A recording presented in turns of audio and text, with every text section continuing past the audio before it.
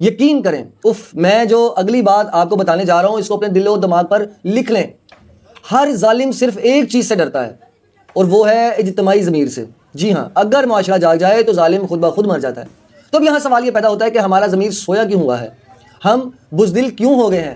ہم صرف تب کیوں جاگتے ہیں جب خبر وائرل ہوتی ہے، جب لاش سامنے آتی ہے، یا جب ظلم ہم پر آتا ہے؟ آج یہ ویڈیو گھوٹکی سے آئی ہے، کل یہ ویڈیو کہیں اور سے آئے گی، مگر کردار وہی ہوگا، ایک مظلوم، ایک ظالم اور ایک تماشائی.